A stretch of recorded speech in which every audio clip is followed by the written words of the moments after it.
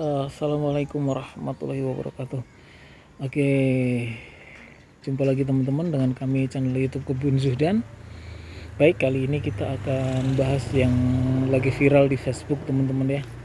Jambu air Kyojok Thailand punya, dan buahnya itu mirip daunnya ya, hijaunya hijau pekat, gemuk seperti dalhari.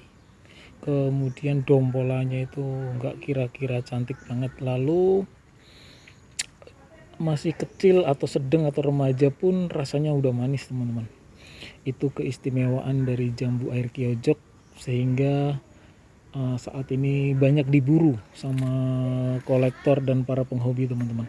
Dan satu hal lagi yang mungkin barangkali teman-teman juga bertanya, jadi memang untuk menunggu valid tidaknya itu nunggu buahnya dulu lah baru yakin ya.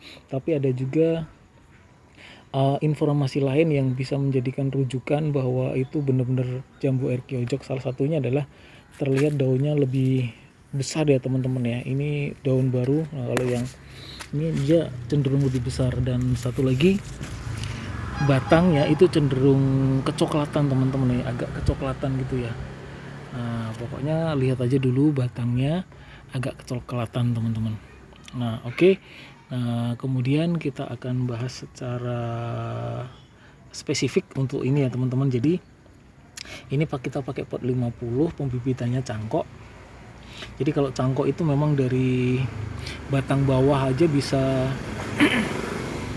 tuh muncul tunas teman-teman. Beda dengan sambung susu atau okulasi ya, karena memang sellingnya paling enggak kan 1 jengkal atau batang bawahnya yang dari biji teman-teman. Nah, kemudian sedikit informasi mengenai tabu lampau jambu air Kyojok ini. Jadi ini udah berbuah 2 kali. Jadi kalau ditanya harganya ya main aja ke sinilah, atau langsung WA ke kami 0858 1793 8191, atau nomor WA dan alamat ada di deskripsi channel teman-teman. Nah, oke. Kemudian jadi ini ada 3. Kalau buat saya, buat kami, ini adalah emas. Ini batang yang paling besar, ini yang sedang, yang kecil. Ini akan saya biarkan semuanya. Ini akan saya biarkan semuanya teman-teman. Kemudian kita taruh di atasnya itu benar-benar full kohe, kotoran kambing, kotoran hewang, dalam ini kambing ya teman-teman. Kemudian ada NPK 15. Nah, kemudian kita siram, ditambah musim hujan, langsung muncul tunas-tunas baru teman-teman. Tuh, tunas-tunas barunya langsung keluar semua. Nah, itu memang menjadikan kita semangat lagi teman-teman. Apalagi memang musim penghujan ini luar biasa ya. Dampaknya buat saya merasakan sendiri dari hampir 30 pot ya lebih. Luar biasa. 30 pot lebih itu ya capek, kalau nggak ada hujan tuh capek teman-teman. Apalagi kita benar-benar pakai air pump yang kita minum itu, kita pakai buat nyiram. Jadi tentu hasilnya pasti akan lebih seger. Dan jangan lupa di daunnya juga disiram juga teman-teman. Seperti itu. Nah, baik. Kemudian saat ini percabangannya memang bagus ya teman-teman. Cabang utama 1, kemudian ada 3 cabang, 1, 2, 3, kemudian ada cabang yang sedang, cabang yang kecil, ini bahkan udah bercabang lagi. Jadi setiap ranting buat saya ini adalah emas untuk proses perbanyakan pembibitan ya, sehingga nanti kita bisa cangkok-cangkok juga. Dan jambu air ini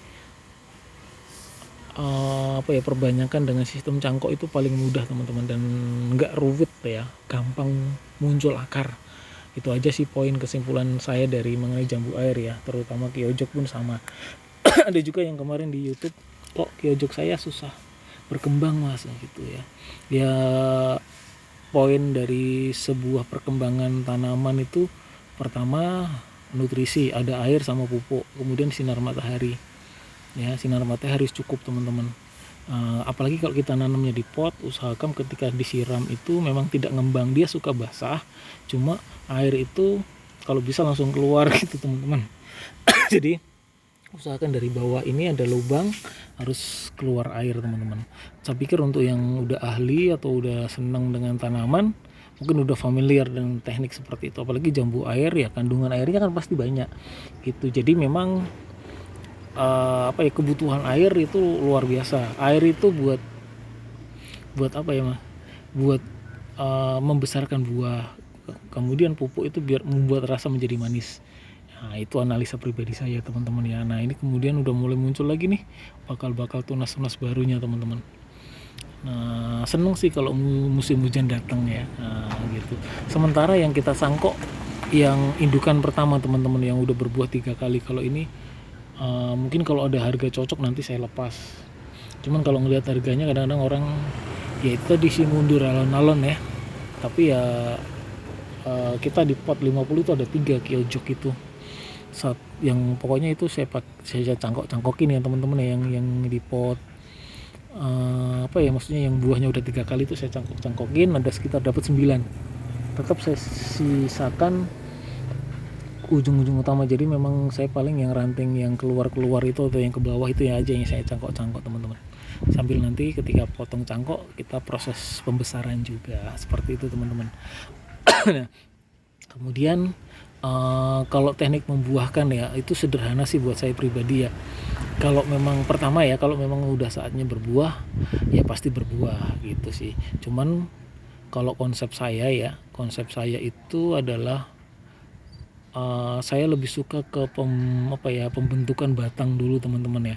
Jadi batangnya gedein dulu, batang bawah ya terutama, kemudian pembentukan dirapikan, kemudian setelah itu otomatis kan akar jadi banyak ya. Ketika akar banyak, proses pencarian nutrisi juga pasti meskipun di pot ya tetap dia kan makin banyak makin kuat gitu, sehingga ketika disiram ke atas, disalurkan ke atas, dimasak oleh daun, dikembalikan ke semua batang, nah pasti akan menghasilkan output yang maksimal teman-teman. Seperti itu ya. Kalau buah menurut saya itu ya bonus aja dulu sih, tapi ya itu karakter orang sih macam-macam. Kalau dulu di awal memang gimana kecil berbuah, bagaimana tabu lampu cepat berbuah, itu aja sih kunci yang dicari banyak orang. Tapi ya semakin lama kadang-kadang kita juga belajar dari pengalaman kita sendiri teman-teman. Cara merawatnya seperti apa, kemudian teknik-teknik lain tuh sambil jalan sih, nggak mungkin kemudian 100% teori langsung kita terapkan, nggak, sambil jalan aja gitu. Yang penting nanam dulu, kemudian sambil jalan kombinasi dengan pengalaman orang lain, kemudian disesuaikan dengan kondisi kita di sini, tinggal eksekusi. Itu aja sih teman-teman ya. Dan karakter dari jambu air itu dia secara umum dia bisa muncul dari batang-batang teman-teman ya. Nah kemudian tadi yang udah saya sampaikan di awal bahwa jambu air Kyojok itu dompolannya keren, bentuknya gemuk seperti dahalari, cuman kalau Kyojok kan hijau ya, dahalari agak merah. Kemudian masih muda pun Kyojok itu udah manis, makanya mungkin itu yang kemudian